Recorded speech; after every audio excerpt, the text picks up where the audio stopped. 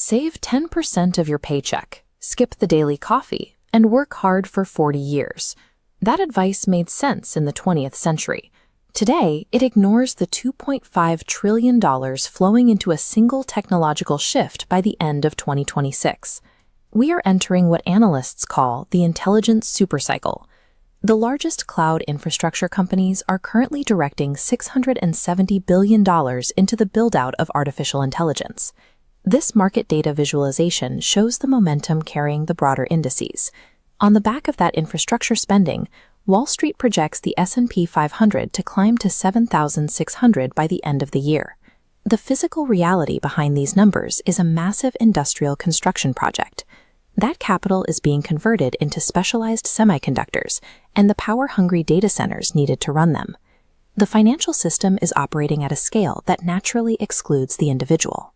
It is an infrastructure boom designed for institutions, not for retail investors saving a portion of their wages. You cannot build a computing cluster in your backyard, and you cannot manufacture silicon in a clean room.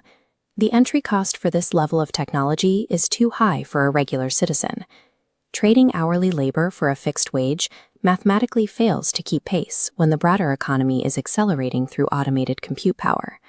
A new class of creators has recognized this gap. Instead of trying to own the hardware, they are finding ways to exploit the computing power that the institutions have already built. Real leverage comes from tapping into established networks through software. Looking at the scale of this build-out, do you believe the current system is fair? One of the most accessible backdoors into this compute power is the Faceless YouTube empire.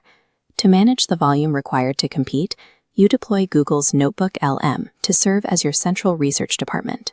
The process begins by feeding institutional data, like the BlackRock Private Markets Outlook, directly into the system.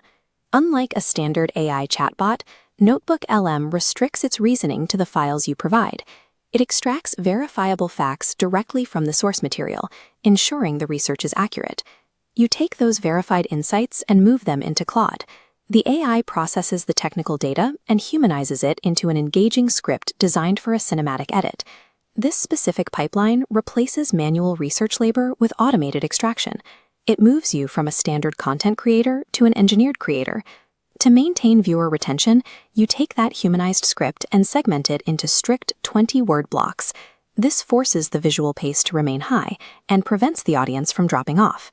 Each 20-word segment is used to trigger specific AI video tools, creating custom, timed visuals for every beat of the script. This workflow bypasses the time-consuming process of traditional video editing. You are producing finished digital assets through automation. These videos operate as scalable digital dividends that generate revenue while you sleep. If you had the blueprint for this system, would you take the risk to build it?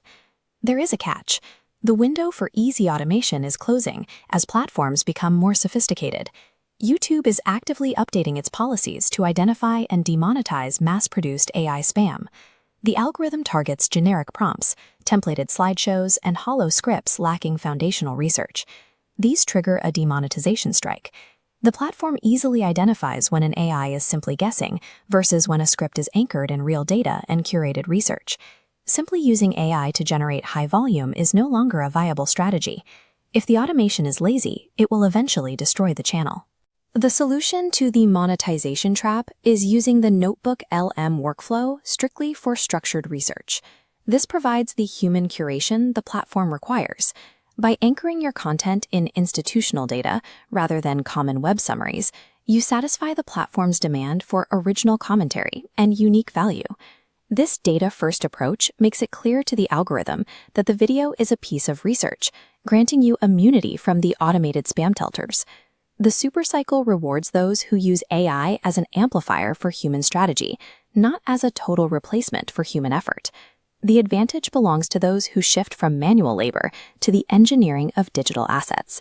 You have to adapt your production workflow, or you will be left behind.